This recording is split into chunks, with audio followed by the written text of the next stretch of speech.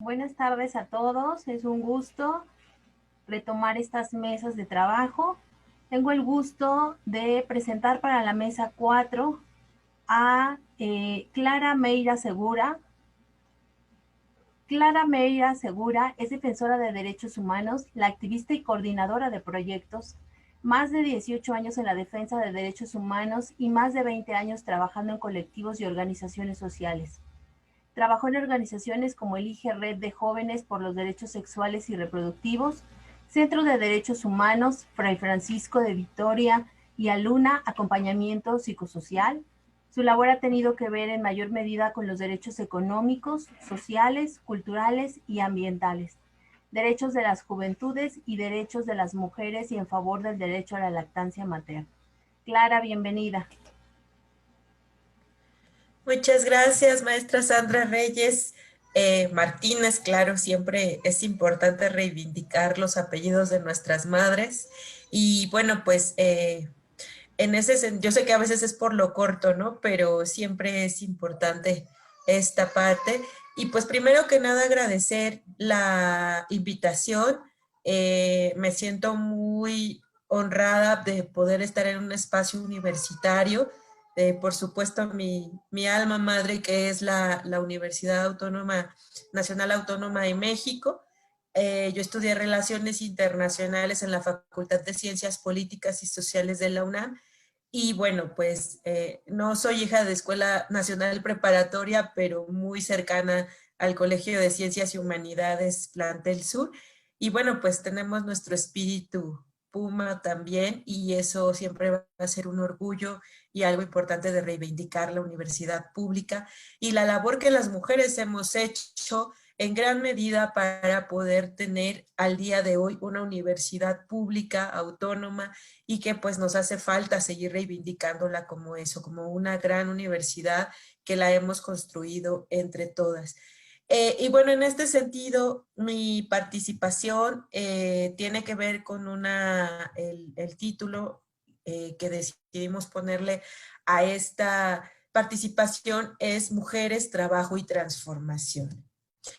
Y en este sentido, antes de pasar a un videíto pequeño que quiero compartir con ustedes, me gustaría preguntarnos, ¿no? Preguntarnos a quienes estamos participando en este espacio, que nos lo llevemos como parte de esta reflexión, es qué papel tenemos, qué papel tenemos las mujeres, ¿no? Actualmente en cada uno de los ámbitos en los que nos estamos desenvolviendo.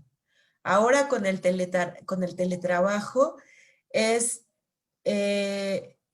ha significado un cambio importantísimo en nuestra vida cotidiana, pero también ha implicado grandes desafíos. Y estos desafíos, pues también han sido no solo para nosotras como mujeres trabajadoras, sino para las mujeres, las jóvenes estudiantes, por supuesto, para los jóvenes también, pero hoy reivindicando el Día Internacional de las Mujeres Trabajadoras y en este sentido también hablar de las chicas estudiantes, es a qué, esa es la pregunta, ¿a qué nos estamos enfrentando? ¿No? ¿Realmente estamos viviendo plenamente nuestra vida como mujeres o qué nos está haciendo falta para vivirla plenamente? Y es una pregunta con la que quiero iniciar porque, bueno, aquí vamos a ver que históricamente nos ha tocado construir no solo dentro de nuestro hogar, de nuestro trabajo, sino también estructuralmente nos ha tocado transformar. Entonces, por ello, quiero compartirles un videíto que realizó una organización que se llama Radialistas Apasionados. Es un video que nos muestra cómo es que se reivindica o cómo es que inicia esta historia del 8 de marzo. Entonces, bueno, acá lo compartimos.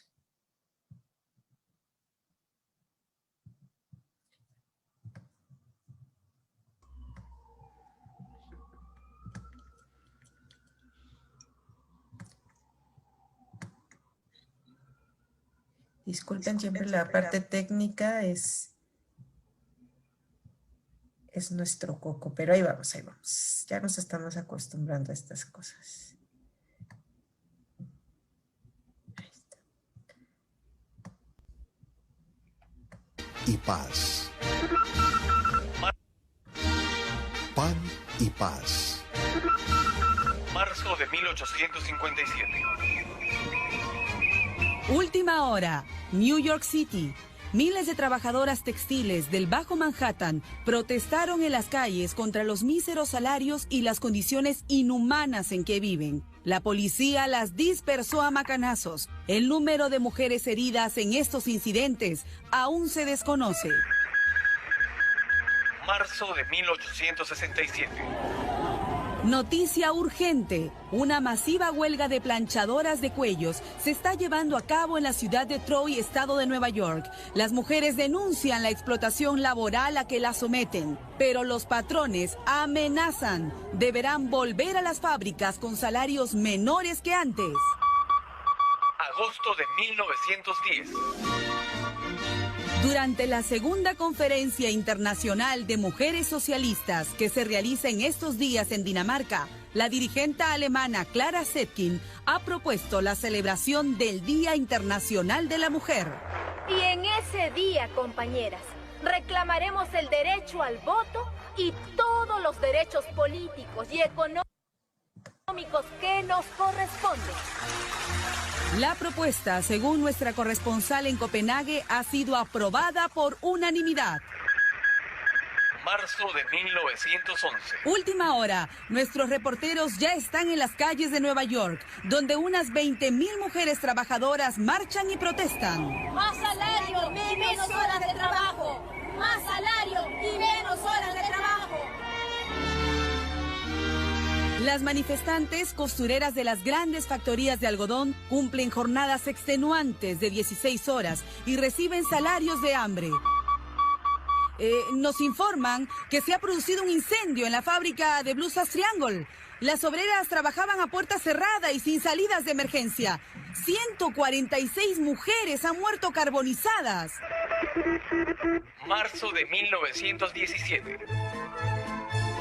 Flash de último minuto, San Petersburgo, conmemorando el Día Internacional de la Mujer Trabajadora. Las amas de casa de los barrios populares han salido a protestar contra el hambre, golpeando sus cacerolas vacías.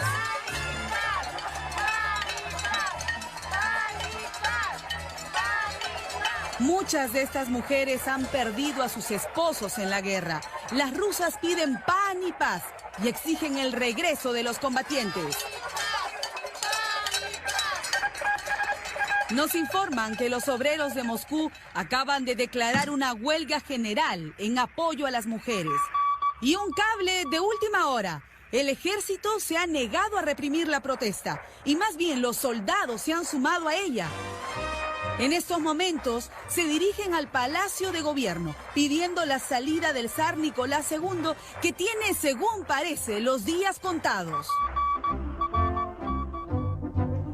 En 1952, la Asamblea General de las Naciones Unidas, en sesión solemne, declaró el 8 de marzo como Día Internacional de la Mujer.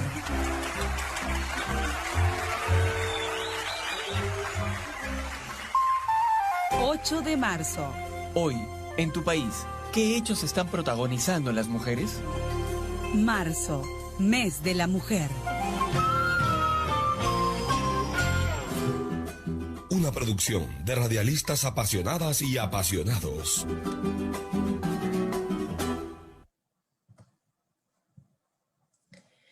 Bueno, pues como ustedes pudieron ver, este video muestra puntos comunes, ¿no?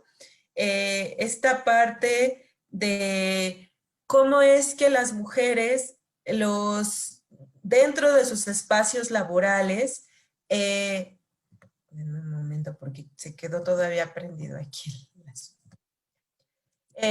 ¿Cómo es que las mujeres dentro de los espacios laborales tuvieron que salir a exigir estos derechos que desafortunadamente no les serán reconocidos?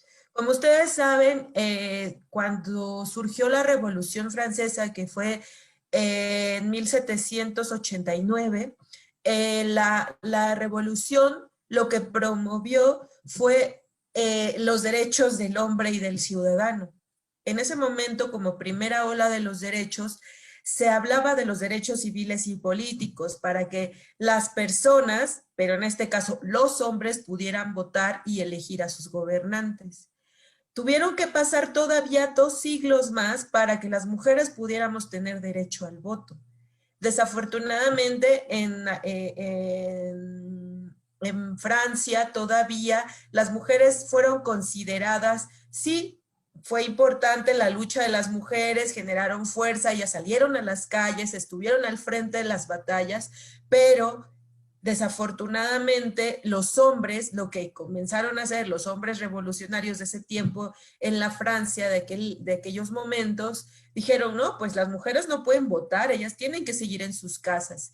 Y ustedes recordarán el nombre de Olimpia de Gauches, que desafortunadamente fue a la guillotina por querer promover los derechos de la mujer y la ciudadana, junto con otras mujeres que buscaban que se reconocieran los derechos de las mujeres igualmente que los de los hombres, que no se dijera solo son derechos para los hombres, no como género humano, ¿no? Sino como hablar de los derechos de mujeres y hombres como género humano, ¿no? En ese sentido, fue lo que quisieron reivindicar ellas, y pues todas fueron a la guillotina, incluida Olimpia de Gauches.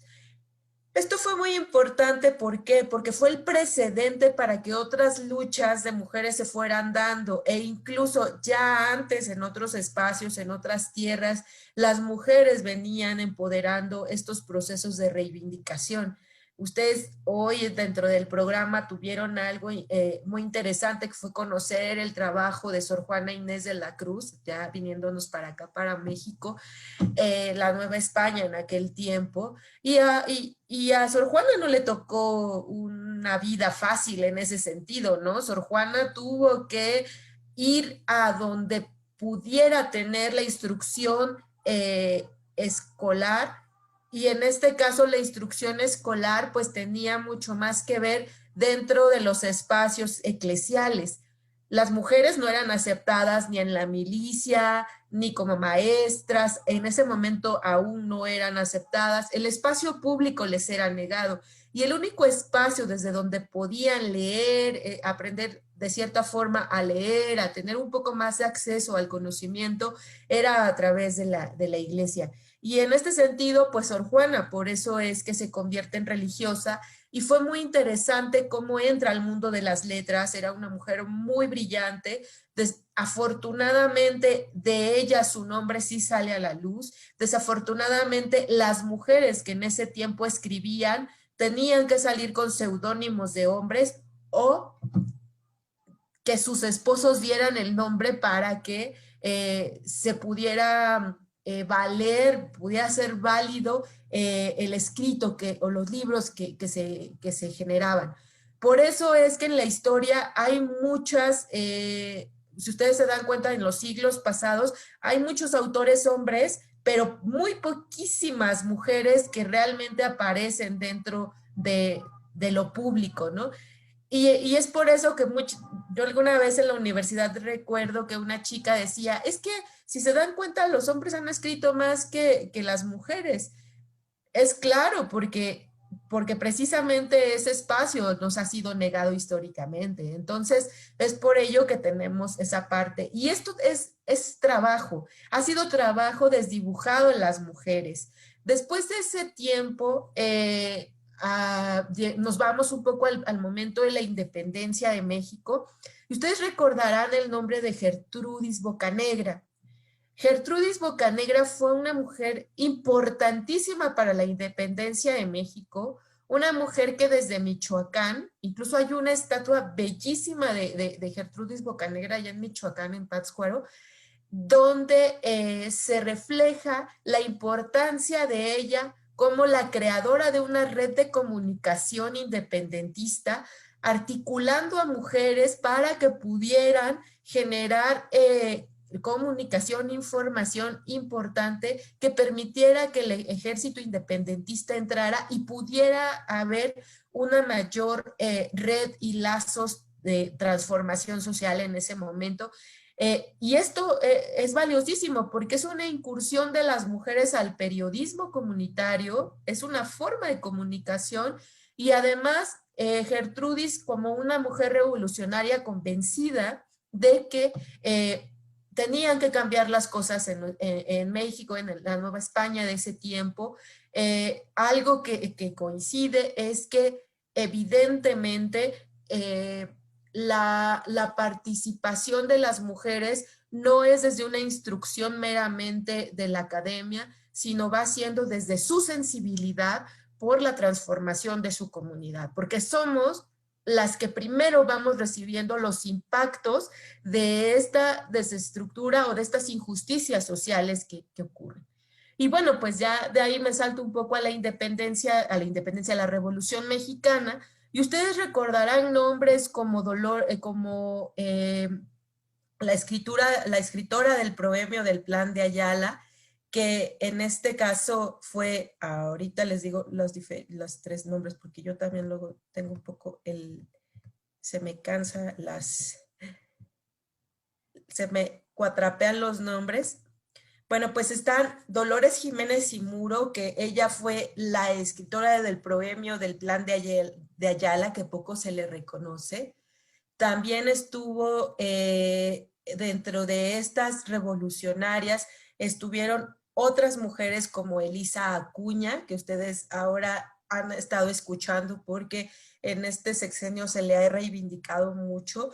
Ella fue una gran convencida de los ideales zapatistas de tierra y libertad, y también fue la generadora de un periódico que se llamó La Reforma, que consideró como uno de los primeros periódicos de los cuales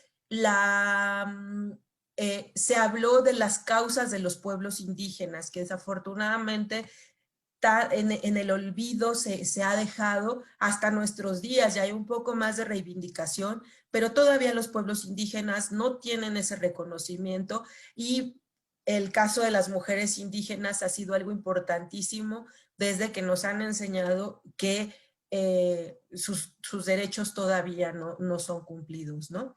O también, por ejemplo, Amelia, en este caso fue un coronel, ¿no?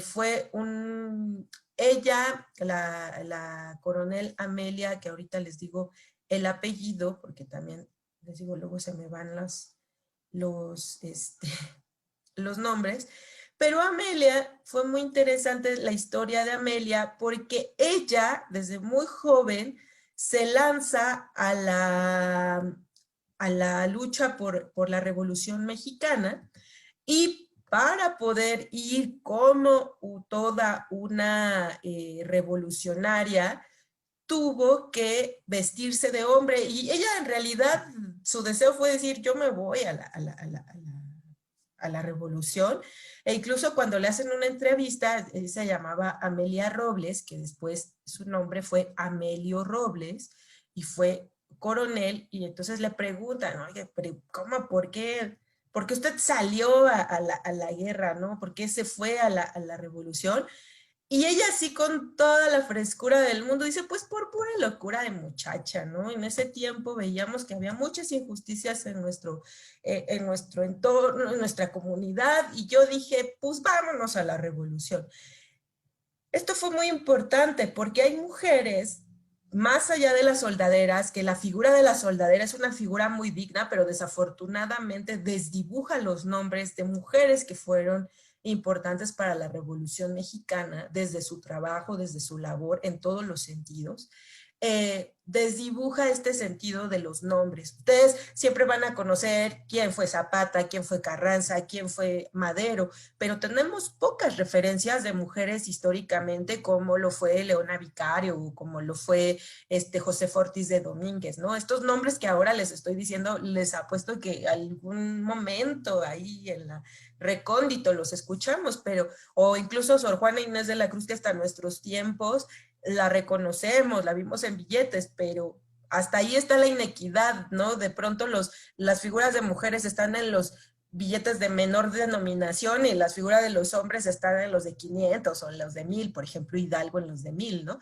Y ahora ya pusieron a Sor Juana, creo que la iban a poner en el de 100. Entonces, bueno, ahí, más allá de los números, es como este sentido de las mujeres históricas necesitamos reivindicarlas cada vez más, porque ellas fueron ejemplos para nosotras y para inspirarnos y para seguir en estos procesos de reivindicación y de transformación social, ¿no?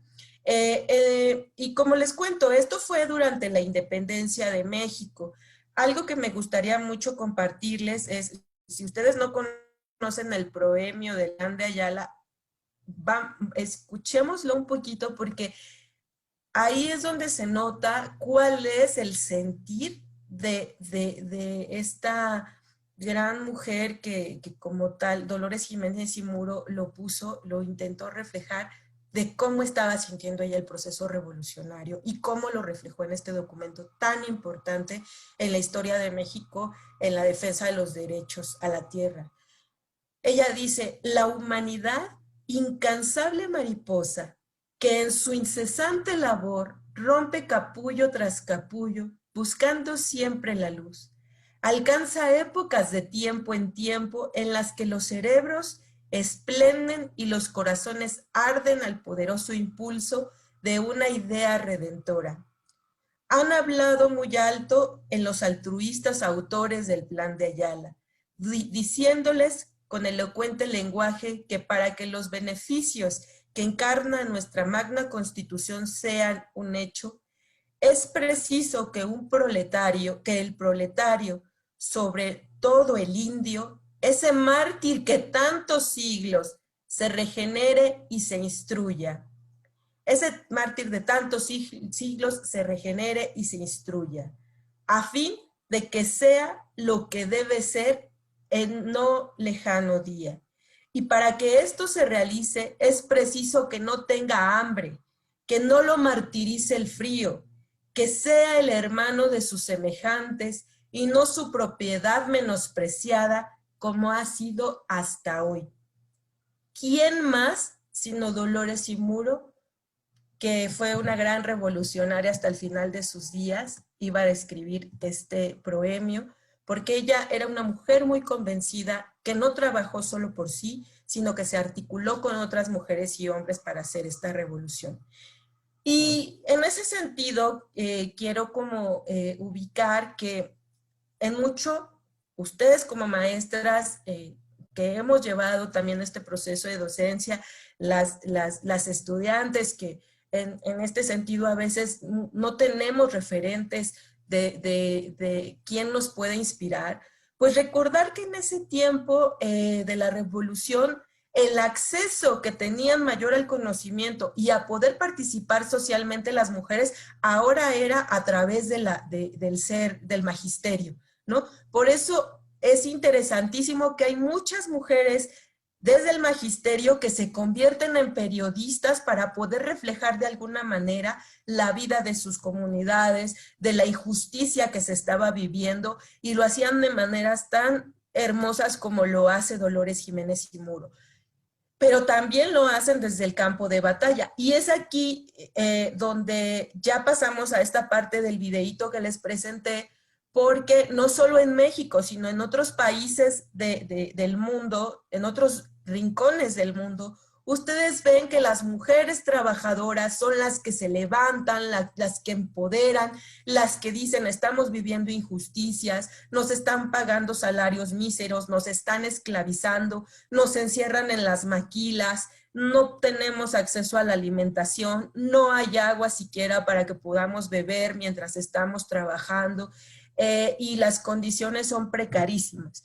En ese sentido, pues como vimos ya en los años 1867, 1908, 1910, 1911, hay diferentes movilizaciones de mujeres y todas coinciden que fueron en marzo.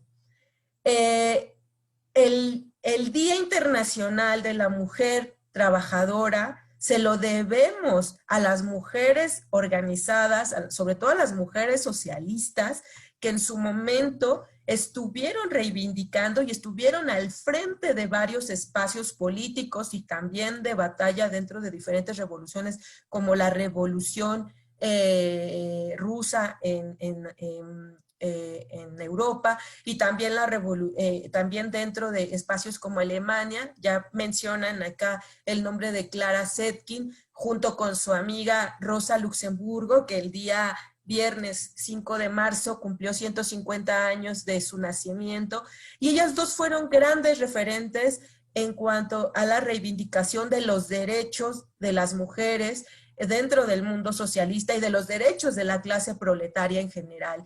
Algo que tienen en común las mujeres socialistas es que dicen, sí, estamos viviendo una revolución, tenemos que enfrentar que los hombres son muy machos, pero queremos hacer una revolución con nuestros compañeros. No podemos hacerla de otra manera porque todos estamos siendo explotados. No con esas palabras, pero sí en muchos textos aparece esto. También hablemos de Alexandra Kollontai, que fue la primera mujer funcionaria de la Unión Soviética, una mujer muy preparada, que incluso fue embajadora en México, y de otras mujeres que podemos ir entendiendo. Rosa Luxemburgo escribe un texto muy bonito que se llama La proletaria, que ojalá lo conozcan. Ella dice que para la proletaria su casa es el mundo entero, mientras que para la mujer burguesa su casa son sus 4 paredes, para la proletaria es el mundo entero con todo su dolor. ¿Por qué? Porque ella buscaba que las mujeres nos articuláramos en todo el mundo para poder transformar la realidad que se estaba viviendo en ese tiempo y que aún vivimos con los estragos de este sistema en el que vivimos, que tiene que ver con la explotación laboral. Y de ahí me vengo hasta nuestros días. ¿Por qué saltarme tanto? Pues también para que no olvidemos cuál fue el origen del Día Internacional de las Mujeres, ¿no?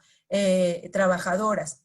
Posteriormente, en 1975, la ONU lo nombra el Día Internacional de las Mujeres, a exigencia de varios movimientos.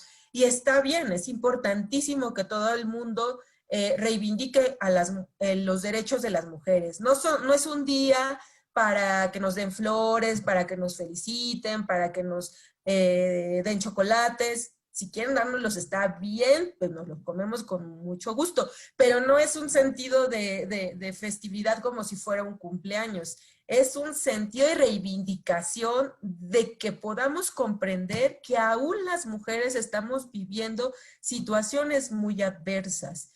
Aún tenemos brecha salarial importantísima que no se va a cubrir hasta dentro de algunas décadas. Y eso, si bien nos va. Por otro lado, también tenemos una situación de que a quien le está pegando más, hay un fenómeno que ahora le llaman feminización de la pobreza. A quien le está pegando la desigualdad en mayor medida es a nosotras las mujeres. ¿Por qué? Porque en muchos sentidos ha aumentado de unas décadas para acá que quienes proveemos a la familia, quienes somos las cabezas de familia, cada vez somos más mujeres, y quienes menos posibilidades de emigrar o de irnos de nuestros espacios somos mujeres. Sin embargo, también hay un aspecto importante del aumento de migración de mujeres. Datos estadísticos hacen ver que las mujeres migramos más al interior de los países y los hombres migran más hacia otros países. Esto va aumentando cada vez más por la enorme desigualdad que existe en nuestro mundo, pero también es cierto que la precarización, tanto laboral como laboral y económica, nos ha pegado a las mujeres. Incluso en el tema de cambio climático, también se está comprobando que las mujeres somos las que recibimos primeramente los impactos. ¿Por qué? Por ejemplo, si en una comunidad no hay agua, las mujeres somos las que regularmente tenemos la relación con el agua porque todavía los deberes, los trabajos de cuidados, los trabajos de casa del hogar siguen estando a nuestro cargo, ¿no? Todavía falta mucho para que también esta brecha entre trabajos de cuidados, entre labores de la casa, pues que los hombres le vayan entrando. Eso no es una realidad. Desafortunadamente, por eso es que nos sigue pegando a nosotras esta parte del cambio climático, del sistema económico. Y ahora con este capítulo tan terrible que nos ha tocado vivir, que tiene que ver con la pandemia, pues vamos viendo los índices de trabajo por ejemplo, ahorita, ustedes habrán visto que pues ustedes están en teletrabajo, ¿no? Entonces, en teletrabajo y el estudio es también a través de la computadora o del teléfono. Ha aumentado el número de jornadas laborales, si bien las mujeres ya cubríamos más de 2 jornadas laborales cuando trabajábamos sin estar en pandemia, porque nos tocan los hijos, porque nos toca ver lo de la casa, porque nos toca ver que si ya hicieron la tarea, porque nos toca ver qué hay pendientes, porque nos tocan los trabajos de cuidados de las personas que necesitan cuidados en nuestros hogares. Y todo eso, pues, ya significaba de alguna manera 2 jornadas y media laborales. Ahora esto ha aumentado casi a 4 jornadas laborales. ¿Por qué? Es tu trabajo que tienes que hacer desde casa, es además irte preparando, capacitando para poder utilizar herramientas para el teletrabajo, que eso aumenta todavía más las jornadas laborales. Por otro lado, tienes que estar al tanto del WhatsApp, de todo esto que hay en medios de comunicación. Si al patrón o a la jefa o el jefe se les antoja a las 2 de la mañana, te marcan y te dicen es que se me olvidó porque tienes que presentar algo mañana a las 7 de la mañana. Además, el tema del trabajo de cuidados dentro de la casa, además ver no solo las tareas de los hijos, sino prácticamente darles clases a los hijos en la casa, a las hijas. Y además, como todo este tema de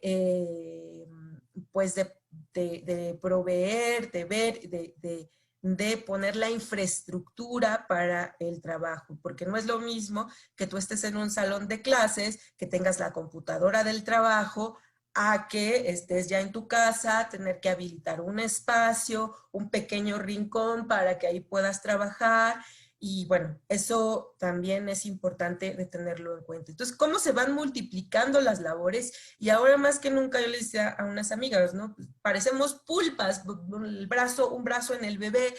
Ahora quienes lactamos, pues también es otro caso, ¿no? En lo que estoy lactando a bebé, en lo que tengo que ver las necesidades de bebé, también tengo que ver lo de la comida, al mismo tiempo tengo que ver las necesidades acá de las conferencias o de las clases, y también ver otro tipo de cosas que se van juntando alrededor del hogar. Entonces, ha sido muy pesado. Y otro dato importantísimo es que para poder estar en esta dinámica del teletrabajo, en esta modalidad, necesitamos 2 veces más concentración que cuando estamos presencialmente. Porque ahorita es como concentrarnos en la computadora, pero al mismo tiempo tienes 1000 cosas acá, entonces estás en esta lucha mental de no puedo estar pensando en que si dejé los frijoles prendidos, pero a la vez tengo que estar concentrada acá. Y eso genera psicoemocionalmente un montón de tensión. Entonces, si a ustedes les duele la espalda, si estamos con el tema de las tensiones, pues esto tiene que ver no porque ustedes no tengan la capacidad o porque no tengamos la capacidad, es porque realmente esto está siendo sobrehumano, ¿no? Esto está rebasando nuestras capacidades reales de trabajo. Es por eso que ahorita hay mujeres organizadas ya como un poquito más, no tantas, pero sí está empezando a surgir un movimiento de mujeres que están empezando a pugnar laboralmente porque la jornada laboral se reduzca.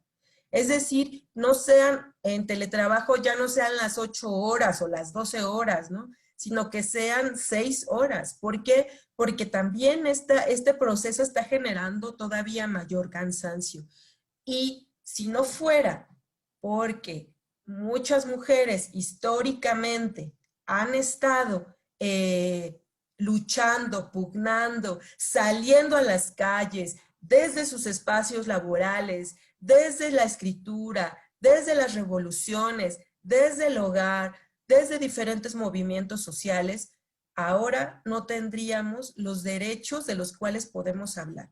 Pero para que estos se cumplan todavía nos hace falta muchísimo por trabajar. Si además de todo esto que tenemos que hacer en la actualidad como mujeres trabajadoras, todavía nos toca seguir luchando, entonces ahí la pregunta es, pues hay que pugnar por mejores condiciones laborales, por organizarnos.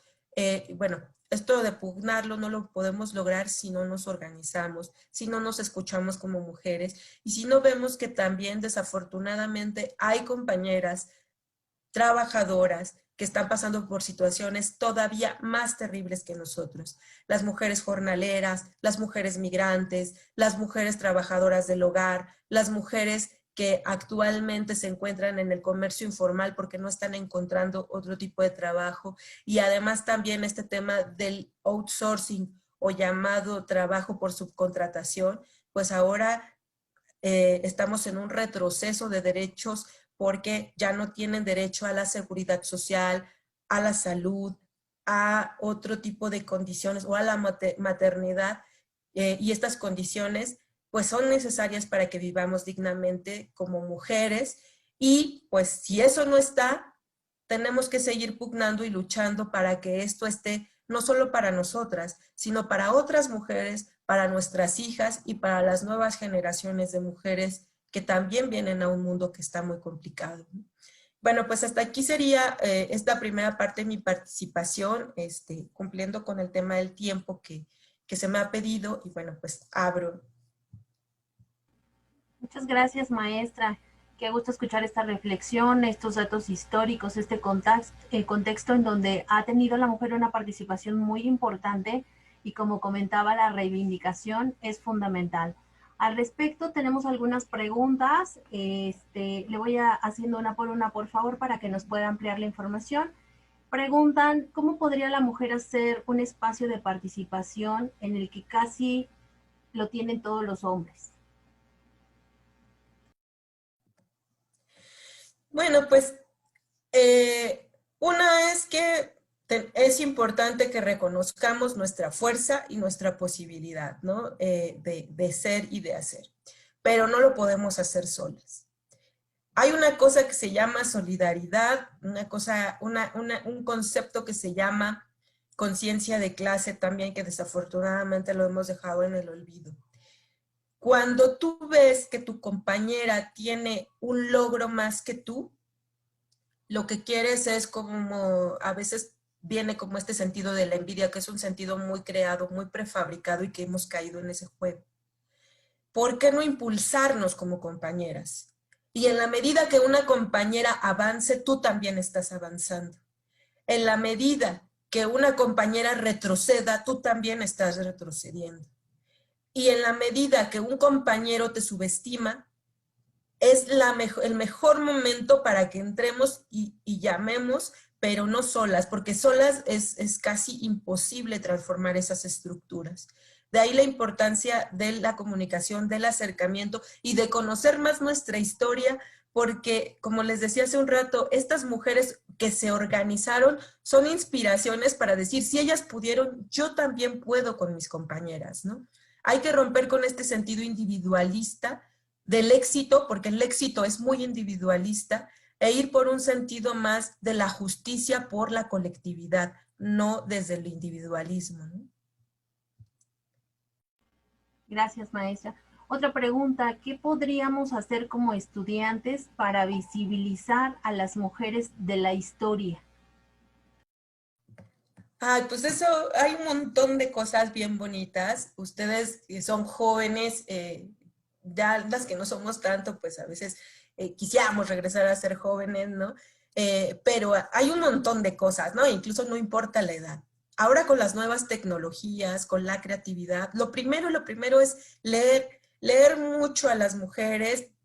Tenemos que impulsar más espacios de lectura. Hay unos trabajos súper bonitos que hacen ahora en Argentina, que se llaman Las Antiprincesas, y son historias de mujeres reales, históricas, y búsquenlo así en las redes sociales, que hablan de maneras muy sencillas, muy bonitas, de mujeres como de México han retomado a Frida Kahlo, aunque hay muchas otras, también de Dolores Cuacango, de Berta Cáceres, creo que sacaron uno, de las mujeres de Plaza de Mayo, que también son inspiradoras, otras formas, incluso hay ahora que hay tantos youtubers, que hay tantas formas de expresar en redes sociales a través de Instagram, leerlas, sentirlas, familiarizarte con su historia y luego compartirlo a través de estos medios o con tus amigas, yo creo que eso es súper importante. Además, en el mundo feminista decimos que solo necesitas una amiga para hacer una revolución.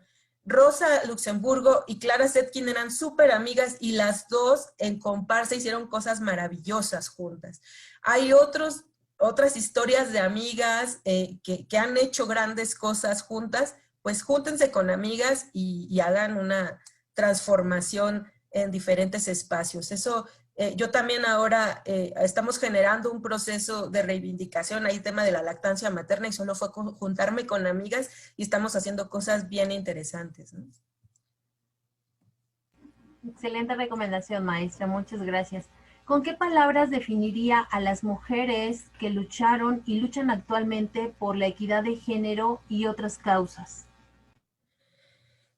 Uy, es amplio, pero es interesante el ejercicio. Yo con estas palabras sería con sensibilidad hacia y empatía, ¿no? Mucha empatía, porque aunque hay mujeres que no han vivido alguna situación de desaparición, pero sabemos que eso duele muchísimo.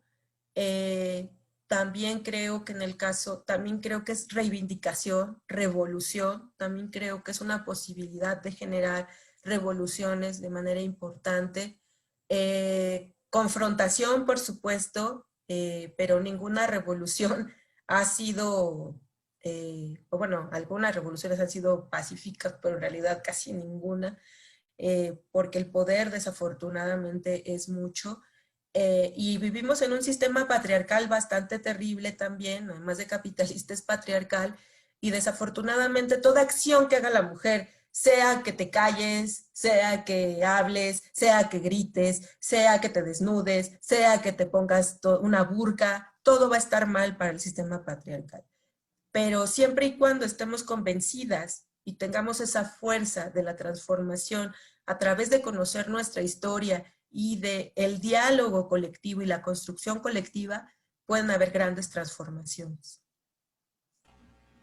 Otra pregunta nos dice, ¿qué podría hacer un hombre desde este punto como estudiante para poder crear y dar más fuerza a esta revolución y transformación?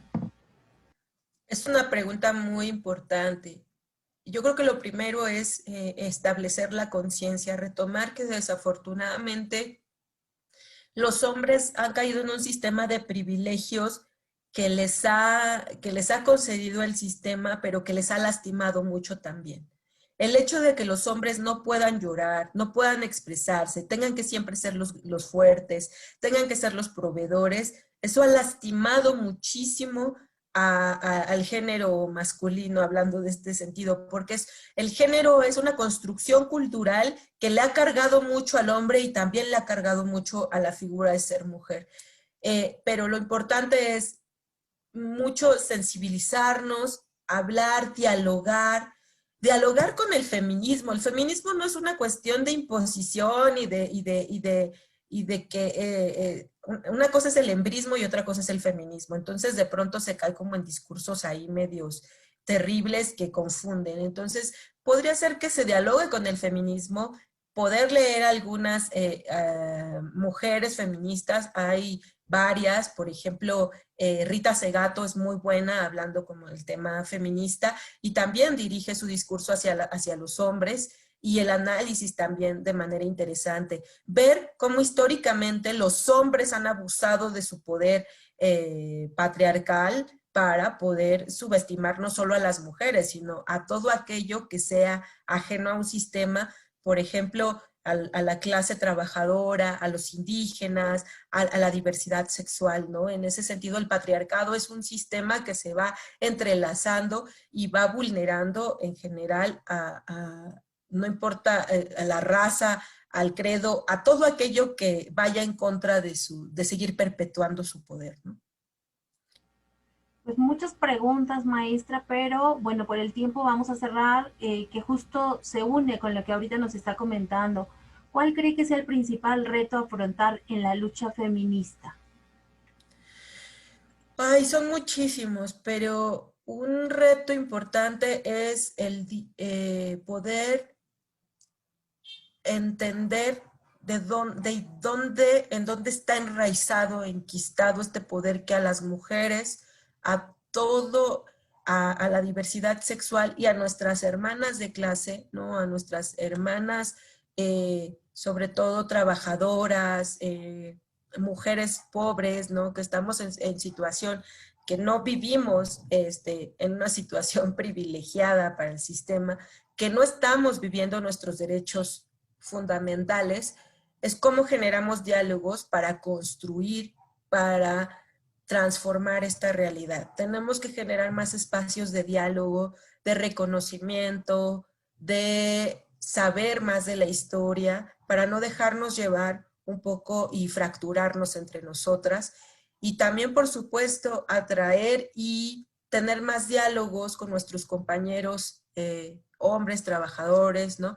En donde podamos ir transformando en conjunto, porque esta realidad no se va a transformar sola, y por eso es importantísimo poder conocer la historia, desmenuzarla y ver cómo actualmente podemos aplicar cosas que ya en otros momentos se aplicaron, como retomar las redes de comunicación, retomar hacer periódicos, hacer revistas, generar espacios de organización que nos ayuden a fortalecernos y a que nuestros derechos se cumplan, pues para mejorar y para un bienestar. Cuando tú empiezas a ver que las cosas se van transformando, sabes que vale la pena. Mi abuela me dijo un día, escogiste el camino más complicado, ¿no? Porque pues no es fácil lo que has decidido, pero un día te vas a dar cuenta que es el camino más hermoso. Y hasta el día de hoy, para mí, este ha sido el camino más hermoso, porque yo sé que no estoy viviendo a costa de aplastar a otras, y sí quiero construir con otras y con otros, ¿no? Por supuesto. Entonces, elijan ese camino que les lleve, mujeres, hombres, comunidad de la diversidad sexual, que nos lleve a sentir esa plenitud, pero en compañía de otras personas, porque si la felicidad es solo tuya y no es compartida, como que no sabe igual, ¿no? Muchas gracias, maestra. Pues le invitamos a que nos pueda dar seguimiento con todas las preguntas que se quedaron en el Facebook, si es posible. Le agradecemos mucho su participación. Gracias por estas reflexiones, este contexto que sin duda nos ayuda a seguir este camino de educación y enseñanza en el cual estamos. Gracias. Muchas gracias. Y bueno, continuamos con la mesa 5 y cedo la palabra a la maestra Alejandrina Alcántara Ramírez, que será la moderadora de la última mesa.